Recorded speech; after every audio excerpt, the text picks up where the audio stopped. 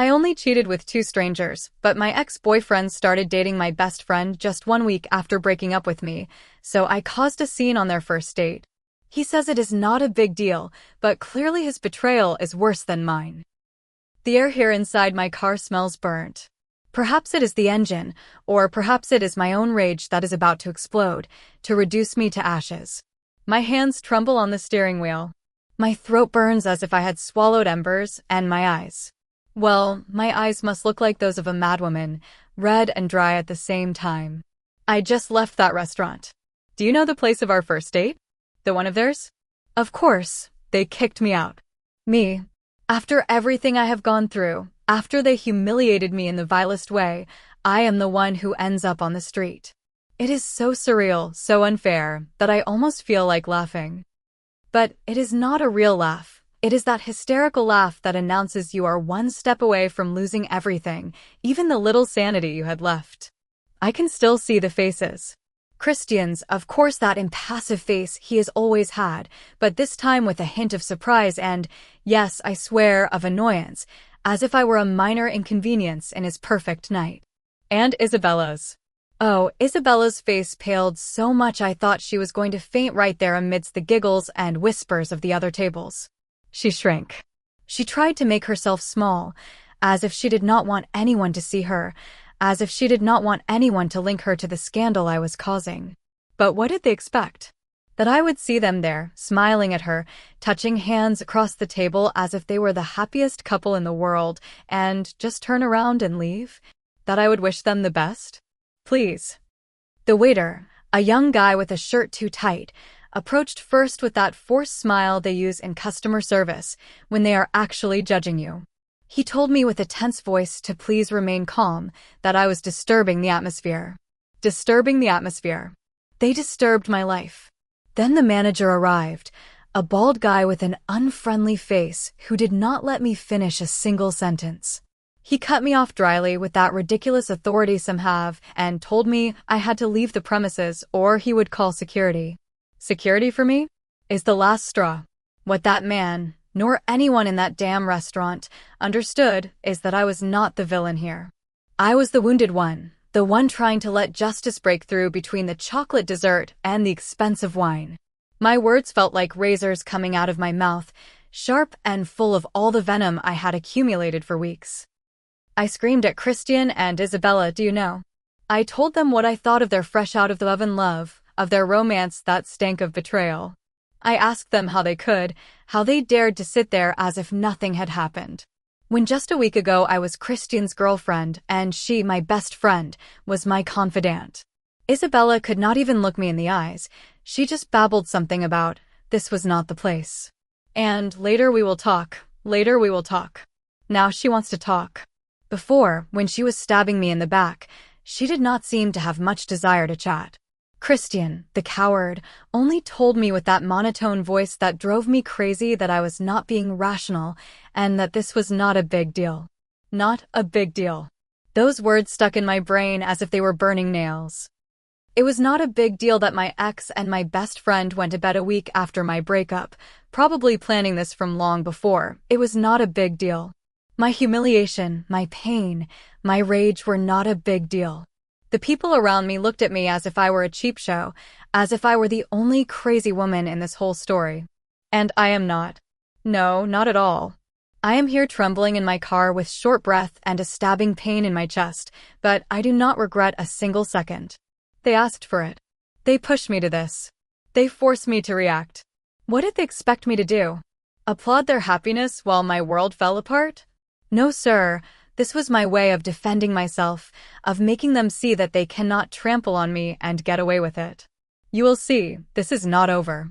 This is just the beginning, because if there is something I have learned in this life, it is that people trample on you if you do not defend yourself. And I am going to defend myself, even if they label me crazy. The thing is, people do not understand. They see the tantrum and do not see the whole story, right? They do not see the years, the expectations, the forever that I built with Christian. Our relationship at the beginning was like something out of a story. Well, maybe not a fairy tale, but a romance novel of those you read in summer. He was stable, faithful, a good man. He always brought flowers on anniversaries, reminded me of my family's birthdays, opened the car door for me.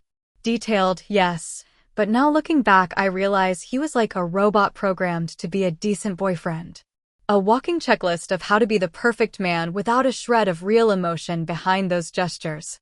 I remember once on our third anniversary, I had planned a surprise dinner at his favorite restaurant, candles, music, the whole kit. He arrived with a very expensive necklace, beautiful, do not get me wrong. He put it on me with that kind smile of his, the one that never reached his eyes. He asked if I liked it, and when I said yes, he simply nodded and changed the subject. There was no deep "I love you." There was not that look of connection I craved. The conversation revolved around his promotion at work and how frustrating the new office policy was.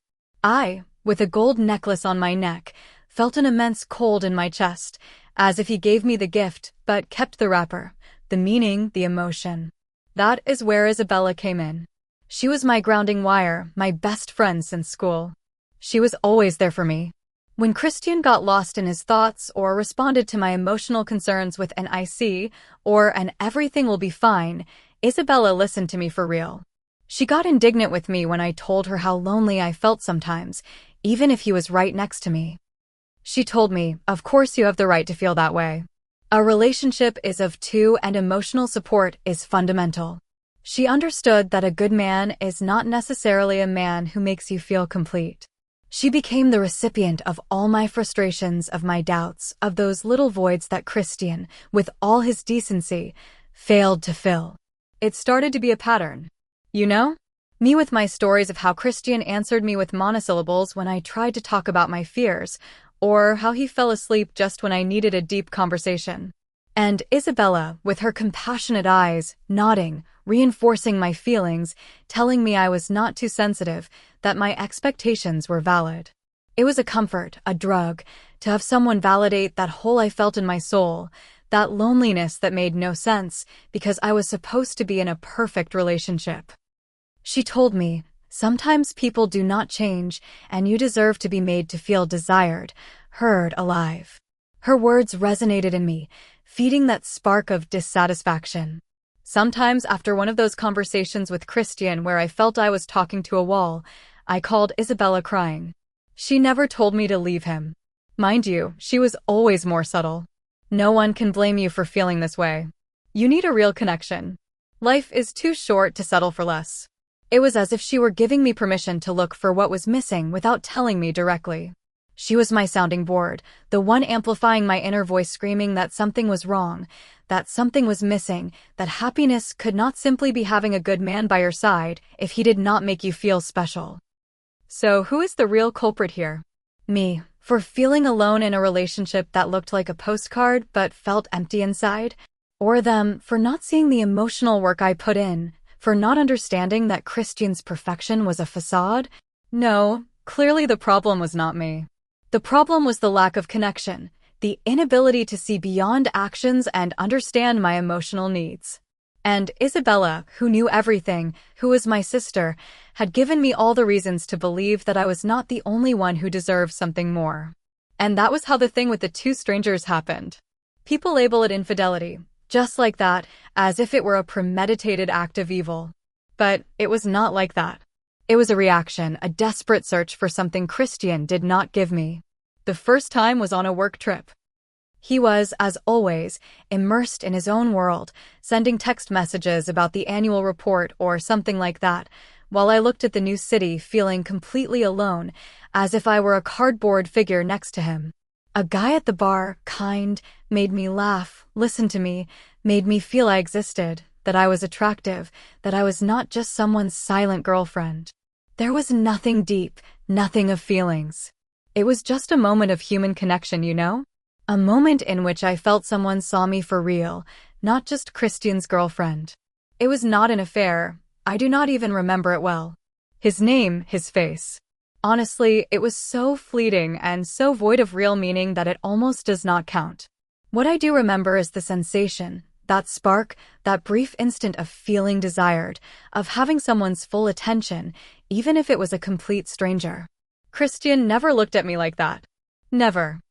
His looks were always routine, of established affection, not of burning desire. I needed that.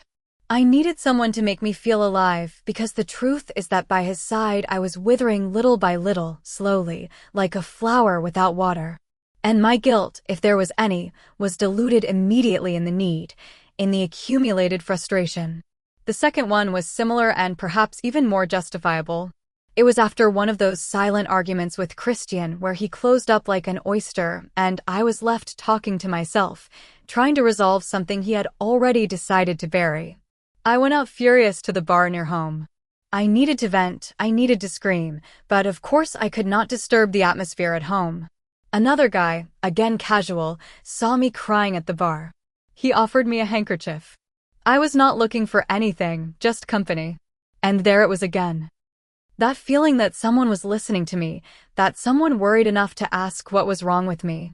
There was no romance, there was no emotional cheating, just a desperate need to feel less alone, less invisible. Isabella, of course, was the first one I told, and she, with that understanding voice, told me exactly what I needed to hear. You are not a bad person, she assured me. You are in a moment of crisis. You are looking for what is missing. And if Christian does not give it to you, who can blame you for looking for it elsewhere? It is just a human reaction. It is he who has driven you to this with his indifference. Her words were a balm. She made me see it was not my fault, that I was the victim of a lifeless relationship, and that my actions were just a symptom, not the disease. I felt validated, less of a monster, more human. She understood. She always understood. In my head, this was not infidelity in the traditional sense.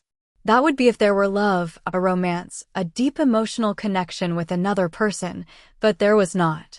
They were superficial encounters, a way to scratch a bit of self-esteem, to feel I was still desirable, that I could still inspire passion in someone. I felt nothing for those guys. They were tools, almost tools, to remind me that I existed, that I had value, that I deserved more than what Christian offered me with his programmed love.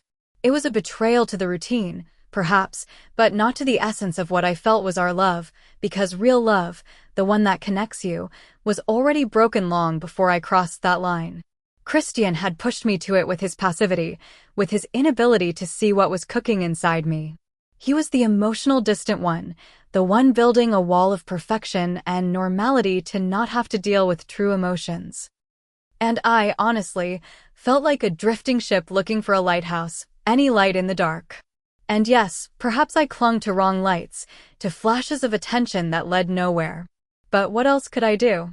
I was drowning and no one, not even Christian, who supposedly loved me, seemed to notice or care enough to lend a hand.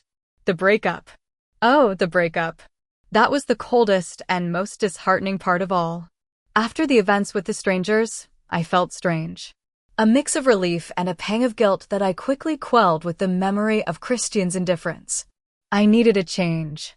I felt I could not continue with that lie, although the lie for me was the relationship itself, not my slips. I decided to tell him, not to confess my guilt, but to see if there was any spark, any reaction in him that showed he cared, that it hurt him, that despite everything he loved me with the passion I needed. I wanted a fight, a confrontation, a proof that there was fire under all that ash of his personality. I remember the scene with painful clarity, although my memory is selective. Of course, we were in the living room watching a movie I do not even remember, but I knew it was the moment. I turned off the television. The silence became heavy, almost suffocating. I told him, with a trembling but determined voice, that I had been with other people. I did not give details. No, it was not to humiliate myself. It was to provoke a reaction. I expected screams, reproaches, even tears. How could you do this to me? But do you know what he did? Nothing. Absolutely nothing of that.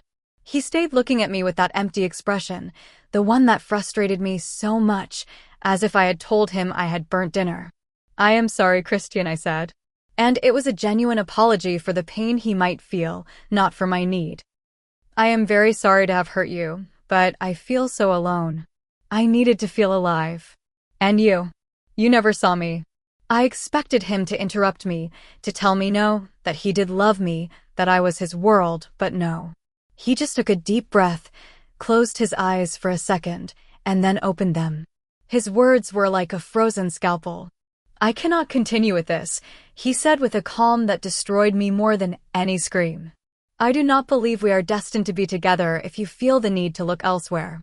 This is over. Just like that. Without more. Without passion, without tears, without a hint of deep pain. The breakup was a formality, not an emotional event. There were no pleas or long conversations trying to fix it. He decided it and period."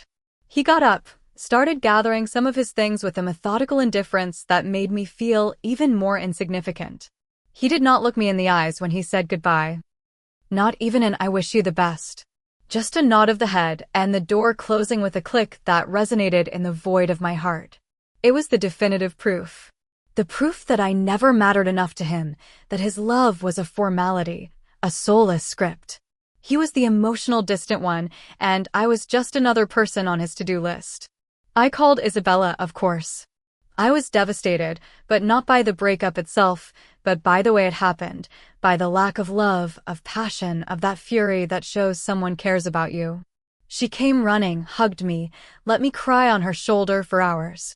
She told me, with that deceptive sweetness, that Christian had always been a coward, that he did not have the courage to face the real problems of the relationship, that my mistake was a simple sign that he was not the man for me, and that what I had done was, deep down, a way to wake up to the truth. She promised me she would be by my side, that she would help me overcome this, that she was my soul sister and would never fail me. Now, when I think about it, that breakup was not the end of a love, but the confirmation of its absence. Christian left me because it was easier than facing what I was telling him, because his love was so fragile and so superficial that he could not withstand the slightest imperfection. And the way he left me, with that surgical coldness, is a wound that will never fully heal, because indifference hurts more than hate. It hurts more to mean nothing than to mean something negative. And knowing that he simply turned the page as if nothing happened was the prelude to the betrayal that was to come. And that brings us back to the present, right? To my tantrum in the restaurant, to my scandal. People on Reddit will judge me, say I am the bad one, the unfaithful one, the spiteful ex. But they do not see the full picture. They do not understand the chain of events that led me to that point. My infidelity, if it can be called that, was a cry for help, a symptom of a disease in the relationship, a disease of which Christian was the silent carrier with his emotional distance. I did not want to cause harm, I just wanted to feel something. I wanted him to react, to see me, to worry. And the way he handled it with that coldness was what really killed me. Now, what did Christian do? A week later. A week. And he was already there in a restaurant, laughing and holding hands with my best friend, Isabella. My best friend. Best friend of whom? Of him? Of betrayal? While I was still licking the wounds of the friendly breakup he imposed on me, they were playing lovebirds. Seriously. And he says it is not a big deal. My mistake was a reaction to loneliness and emotional abandonment. Their relationship is a stab in the back, a premeditated act, a mockery of my pain. There is an abysmal difference, do you not think? He abandoned me emotionally, and I sought comfort. They actively betrayed me. This is what turns my stomach, the speed. 1 week. That means this was not new, that it was not something that arose after the breakup. No, this had been cooking behind my back long before. Isabella, my confidant, the one who validated me, who told me Christian did not deserve me, that I deserved more, was in all probability planning this. She was waiting for her opportunity.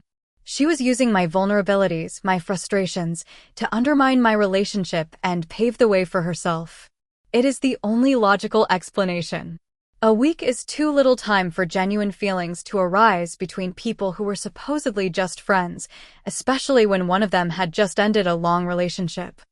So my tantrum, my scandal, was nothing more than an act of defense, a desperate attempt to recover a bit of my dignity, of my voice, in a world that seemed bent on trampling me. They humiliated me first, they humiliated me behind my back, they humiliated me with their secret, and they humiliated me sitting there in public, as if their happiness was more important than my pain. My reaction was a mirror of their disloyalty. It was a way of saying, stop. You are not going to get away with yours so easily. It was not to hurt them. It was so they understood the magnitude of what they had done to me, so they felt, even for an instant, a shred of the pain and humiliation I felt. People can call me crazy, dramatic, whatever, but no one has the right to judge what I did without having walked in my shoes, without having felt the void of a dead relationship, the betrayal of a best friend, the coldness of an ex who turns the page without a shred of remorse. They pushed me to the limit, cornered me, and my reaction was the only one I could have in that moment, a visceral reaction full of the anger and pain they themselves caused me. I am not entirely proud of the scene, but I do not regret what I defended either. I defended my value, I defended my truth, because at the end of the day, their actions are much more reprehensible than mine. My infidelity was a search for a connection that did not exist. Their love is a planned betrayal, an act of opportunism and disloyalty. He is the one complaining about my reaction, but not about his. People see my explosion, but not the time bomb they themselves planted and activated. And that is why, no matter how much they try to blame me, I know I am the victim here, the true victim. And I am telling you this story so you know that not everything is what it seems. Popular Reddit comments on the main story. Anonymous user 1. Honestly, YTA. You are the culprit.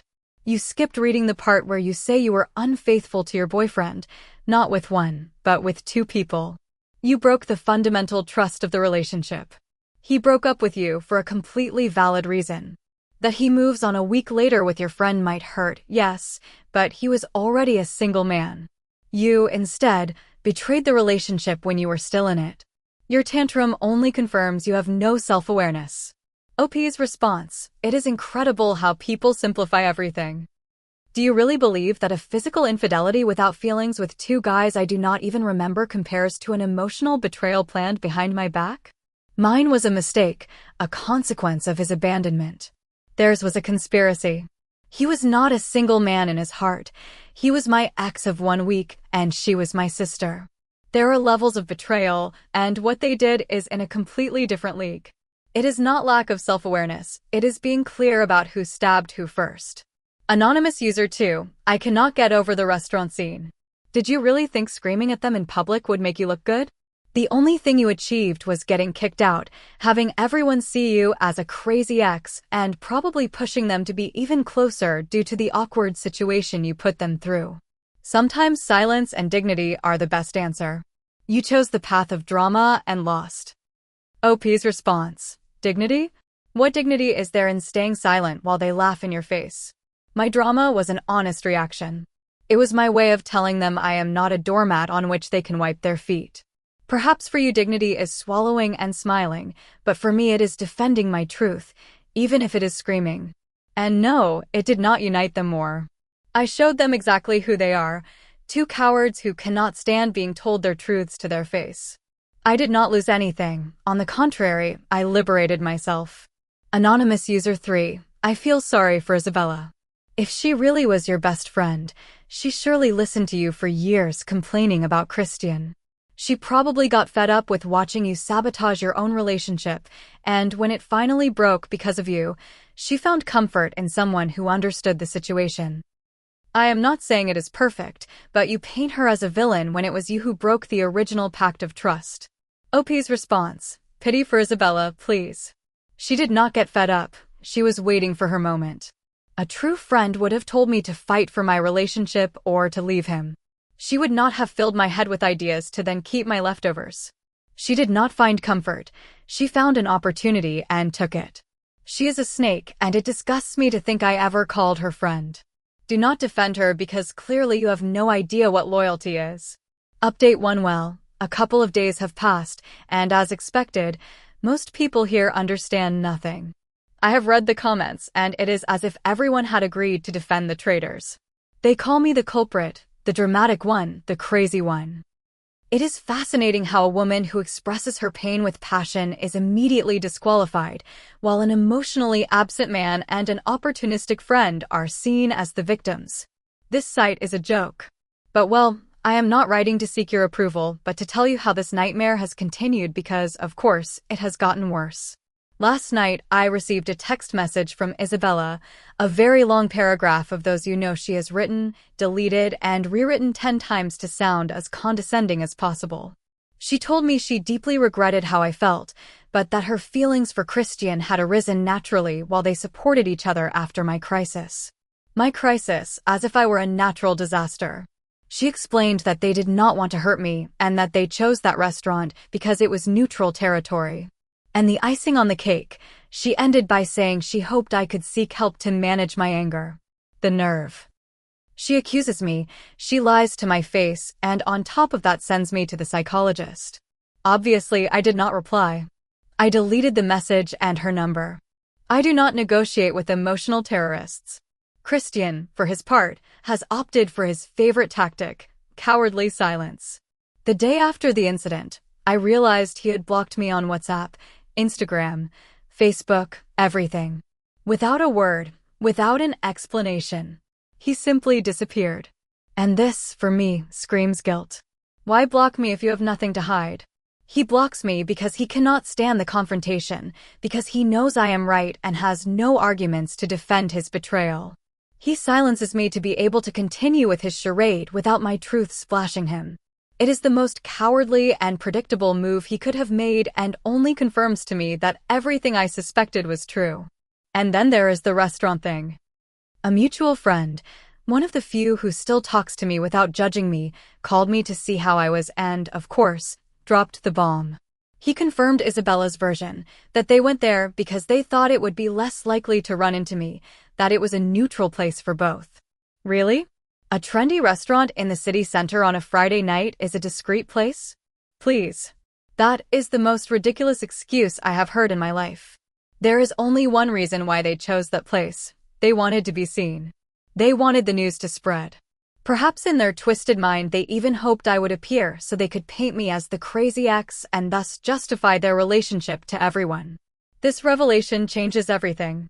It is no longer just a betrayal, it is a calculated provocation. They set a trap for me. They knew it would hurt me, they knew I would react, and they used it in their favor. They wanted me to cause a scene to be able to say, see? That is why we left her. She is crazy. It is Machiavellian, it is textbook manipulation, and the worst part is that people, even here, are swallowing it. They are falling for their game, seeing only my reaction and not the cruel provocation that caused it. I feel incredibly alone in this. It seems that my entire social circle has decided to take their side, whispering behind my back, treating me with a pity that turns my stomach. But you know what? I prefer to be alone than surrounded by people who do not understand the difference between a mistake born of pain and a betrayal born of malice. They think they have won, but they are wrong. The truth always comes to light, and I am not going to stop shouting it even if I am the only one doing it. Popular Reddit comments on Update 1 Anonymous User 4. He blocked you because you harassed him in public. It is not cowardice, it is called setting boundaries. You screamed at him and his new partner in a restaurant until they threw you out. What did you expect? For him to send you flowers? Your perception of reality is dangerously distorted. OP's response, setting boundaries? Please. Do not use therapy jargon to defend a manipulator. Blocking someone without saying a word is an act of passive aggression. It is a form of control. He is punishing me with silence because he does not like what I have to say. And no, it is not my perception. It is the reality that you refuse to see because it is easier to blame the hysterical woman. Anonymous User 5. The conspiracy theory of the restaurant is a bit exaggerated, do you not think? The simplest explanation is usually the correct one. Probably they just went to dinner as normal people do, and you have turned it into a Machiavellian plot to fit your victim narrative. Sometimes a restaurant is just a restaurant. OP's response. The simplest explanation? Sure, because betrayal and malice are too complex for your mind. No, people are not simple. People lie, manipulate, and plan. If you believe everything was a coincidence, you are incredibly naive. I know Christian and I know Isabella. I know perfectly well what they are capable of. It is not a narrative, it is the truth. Anonymous User 6. OP, I understand you are truly suffering, But the way you describe Isabella, calling her emotional terrorist and Christian coward and everyone else naive, shows that you are not willing to consider any other perspective. Perhaps the help she suggested was not an insult, but a genuine, although clumsy, expression of concern on the part of someone who once was your friend. OP's response: save your fake compassion. I do not need other perspectives when the truth is so clear. Isabella's concern is a tool to make me feel that the problem is me, to invalidate my pain and my rage. It is gaslighting at its finest. If she really cared, she would not have slept with my ex-boyfriend a week after our breakup. It is that simple. I do not need help to see that. Final updates: several weeks have passed. The silence around me has become deafening. My friends have been casting me aside one by one, with cheap excuses about being busy or not wanting to take sides, which is a cowardly way of saying they have taken his. I have become the official villain of my own life. Isolated and feeling completely powerless, I knew I had one last card to play. A person who had always appreciated me, who had always seen the good in me, and who I was sure would be horrified to know the truth: Christian's mother, Elena. Our relationship was always wonderful. She treated me like a daughter. She called me for my birthday, invited me to lunch alone, told me how happy she was that her son had found someone like me. So I called her. I was nervous, but my sense of justice was stronger. I told her everything from the beginning. I told her about Christian's distance, how I felt invisible, my stupid mistake born of desperation, and then the final betrayal. I described the scene at the restaurant, the humiliation, Isabella's condescending message. I expected an explosion of indignation on her part, for her to tell me she was going to speak to her son, that she could not believe it. Elena listened to me with infinite patience. She did not interrupt me a single time. When I finished with a broken voice, there was a long silence on the other end of the line, and then, with a soft but incredibly firm voice, she destroyed me. She told me she loved me very much, but that I was only seeing one side of the coin. She told me that Christian had spent the last year of our relationship feeling like a failure, that he arrived home and saw me distant, unhappy, and that no matter how hard he tried, he felt that nothing he did was enough for me. That he had closed up in himself because he blamed himself for my unhappiness. And then came the coup de grace. Elena told me that after our breakup, she saw him destroyed, but, in a strange way, also relieved. And that when he started spending time with Isabella, who had sought him out to comfort him, it was the first time in years she heard him laugh for real. She said, and these words have been burned into me: "Dear, I know this hurts you, but I have never seen my son as at peace as now. And as a mother, I can only support my son's happiness, wherever it comes from." She wished me the best and hung up, leaving me in a silence that was 1,000 times worse than screams. That was when I understood everything. Not the truth she wanted me to see. No, I understood the true magnitude of the conspiracy. It was not just Christian and Isabella. It was everyone, even Elena. She never saw me as a daughter. She only tolerated me. Now she was protecting her son, weaving a tearjerker story to justify his behavior and that of his new girlfriend. Christian's unhappiness was the perfect excuse, the tale they had built among themselves so he would look like the victim and I like the ungrateful witch. It was all a lie, a perfectly coordinated performance. There is no longer anger, just a cold and bitter clarity. Isabella was not my friend. Christian did not love me. My friends were not loyal, and Elena was just a mother willing to do anything for her son. Everyone was against me from the beginning, waiting for the perfect moment to get rid of me. They were tired of me, of my emotional needs, and found the perfect excuse in my mistake to expel me from their lives and form their happy little club. So I have done what I had to do. I have blocked everyone I had left. I have deleted the photos, the memories, everything. I have done a total cleaning. People will say I have stayed alone, but I do not see it that way. I have gotten rid of a cancer. I have discarded fake people, friendships of convenience, a love that was a lie. I prefer 1,000 times to be alone with my truth than accompanied by a multitude of hypocrites. They won the social battle. They kept the friends and the appearances. But I have won my peace, and that in the end is the only victory that matters.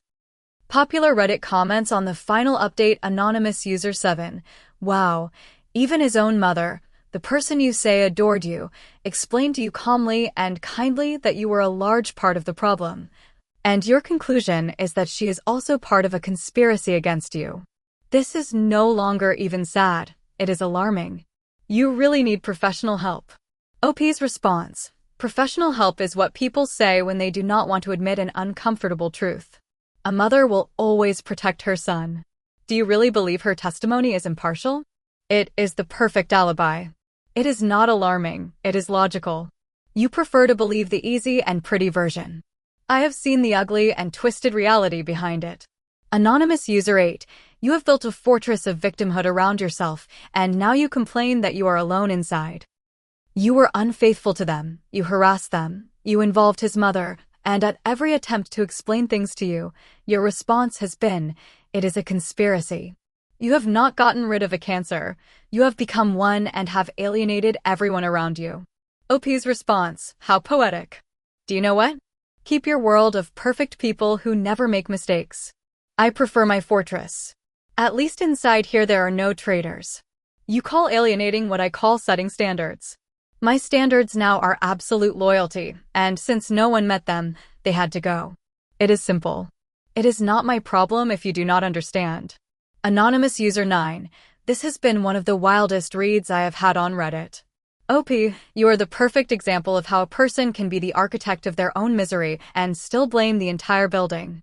You stayed alone not because everyone is fake, but because you gave them every reason in the world to abandon you. I hope someday, for your own good, you realize. OP's response. Thanks for the final diagnosis. I guess I can close the post now. Look, I published this to vent, not to be psychoanalyzed by a jury of strangers on the internet. Think what you want, believe them.